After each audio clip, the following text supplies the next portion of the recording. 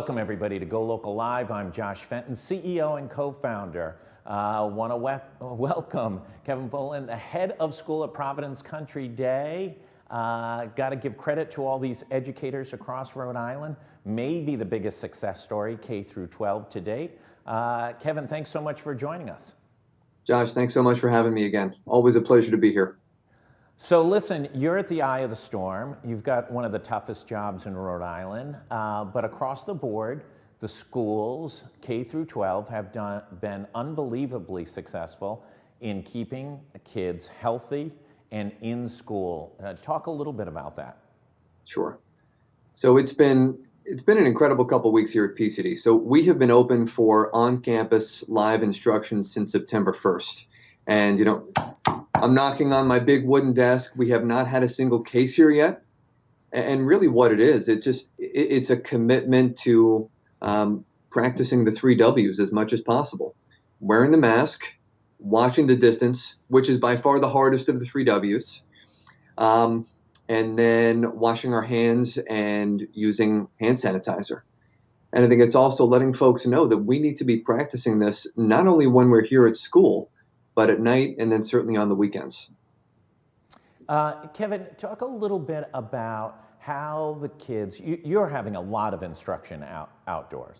You've got a big campus, 33 acres. You're utilizing it well.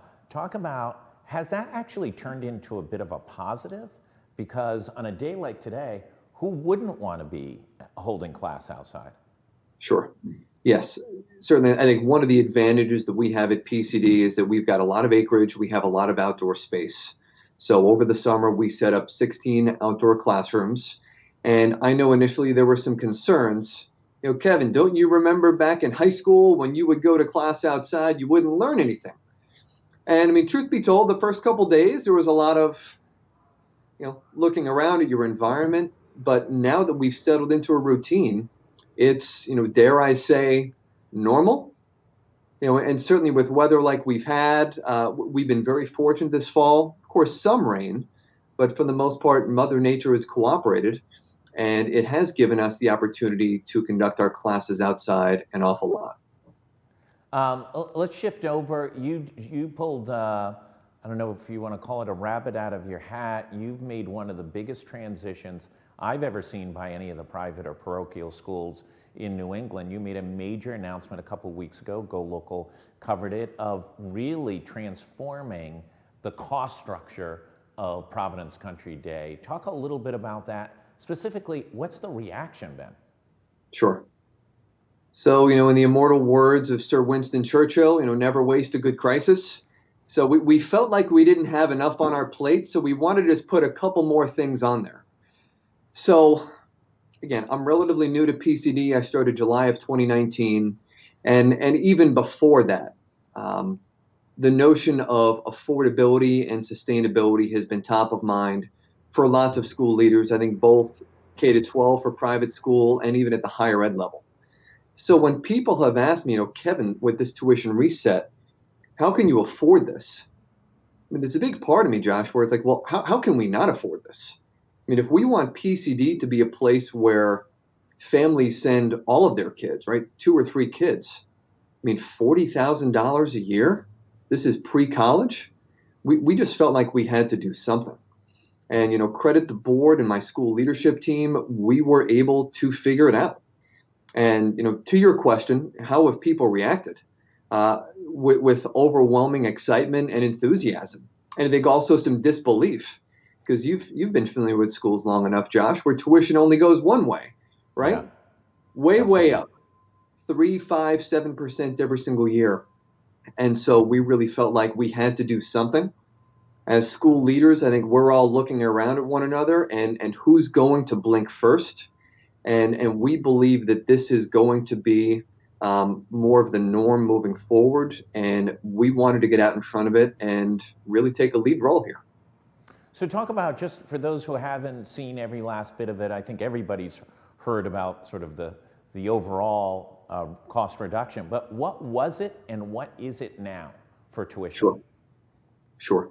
So the tuition reset that we're doing So this current year, our upper school tuition is just over $39,000, and our middle school tuition is just under $35,000. It's a lot of money. Starting in the fall of 2021, our high school tuition is going to be $25,000, and our middle school tuition is going to be $22,000. And I think one of the big questions is, right, so why? And again, back to this notion of affordability. So in the research that we did, we found that PCD's tuition has risen 400% over the last generation, where median household income has grown 15%. Those numbers do not add up. And so as a school that wants to serve our families, we felt like we had to do something. And so even though $25,000 and $22,000 is still a lot of money, we feel like this is more within line with what our families and the market can bear moving forward. Yeah, listen, if you can make the numbers work, I think it's a brilliant strategy, not only from a differentiating Providence Country Day from competitors, peer academic institutions, but also to create a opportunity for greater diversity, which I know PCD and all the private and parochial schools work to try and include more and more folks, but certainly on certain aspects of the financial rigor of the schools, it's incredibly difficult for folks to be able to afford. It is. And as a school that touts itself on being an inclusive community, again, we had to really look in the mirror and say, well, that doesn't really add up with our price tag. And so we did make this bold decision. And again, I mean, so far people have been very excited about this and feel like this is going to be leading the way for maybe some of our peer schools to have some of these difficult conversations. Yeah, absolutely. Kudos to you. Let's talk about sort of, you've seen 7 weeks, I think you're in the seventh week of the academic year. There's probably going to be some transformation based on what epidemiologists are telling us and what officials in Rhode Island are saying, what the spread of the virus and what the likelihood is over the course of the winter. How important was getting 7, 8, 9, 10 weeks locked and loaded all together on campus, having shared experiences for new students, getting to meet their classmates, get to know their faculty members? How important has this block of time been? Josh, I think it's been enormously important. As we reflect back on this past spring when we were all fully remote, I think one of the reasons why we had so much success at PCD was because we had 7 or 8 months of in-person relationship building, since I think relationships are so central to learning. And so the fact that we have been able to have students here for so long, I think will give us a leg up in the event that we will need to go virtual. And I know that we've been talking about the infection rate. I mean, we're really looking at this because at the end of the day, even though we are committed to having our kids here on campus, our primary focus is to make sure that our students and our teachers and staff, that we're all safe and that we're healthy.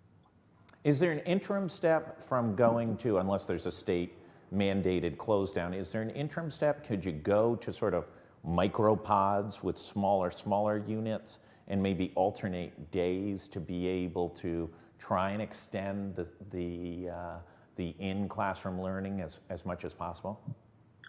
So right now, Josh, this is something my leadership team and I that we're discussing. I think we are looking at a number of different variations of how to extend this on-campus learning experience.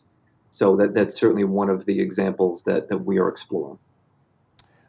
Kevin, going into the week, we just reported this morning that Stadium Elementary School in Cranston has been closed down for 2 weeks. I think we were the first to report that. About 10 days ago, one of the Pawtucket schools had to close down. Obviously, this is not beneficial to anybody.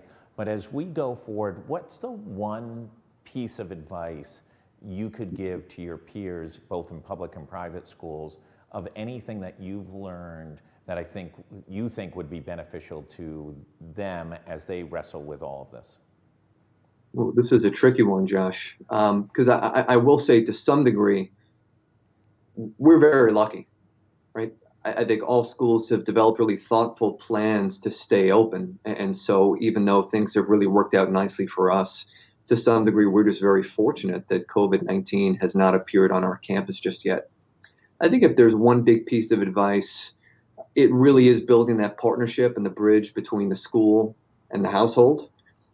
I am big on sending out surveys and communicating with our families on what's going well and where we can improve upon. I've said from day one back in March that I do not have all the answers, and that the best strategy we can have is that, the parents and us as the school leadership team, we need to be working together in partnership to thoughtfully figure this out. And so I would just encourage my peers, running either private schools or public schools to try to do the same. Kevin, you get the last word. What should people be thinking about? What's your view over the next few weeks? Sure. In terms of what to do, again, I think we all need to stay committed and dedicated to practicing these best practices, right? Washing our hands, watching our distance, wearing our masks, whether we're at school or we're at home. I think some COVID-19 fatigue has set in. Let's stay resolute. And just on a more personal kind of PCD note, we have a virtual open house coming up on Halloween. What a better way to spend your holiday than learning about PCD? It is in virtual format, so October 31st, 10 a.m. to 12 noon should be a great way to learn about the school and see how we're staying in person. And are you allowed to eat candy just consecutively as you're participating in that virtual open house? Absolutely. It only seems appropriate. If you can't go out trick-or-treating, you ought to be able to down a few $10,000 bars while tuning into you and your faculty. Could not agree more. Thank you so much for taking the time. Greatly appreciate it. The rest of the schedule today, we'll have Dr. Michael Fine at 12:30 looking at the numbers over the weekend and some new data that GoLocal's pulled together. Also, everyone, we're pushing a major public education campaign. Save a job, save a business, wear your mask. It's really that simple. Thanks, everybody.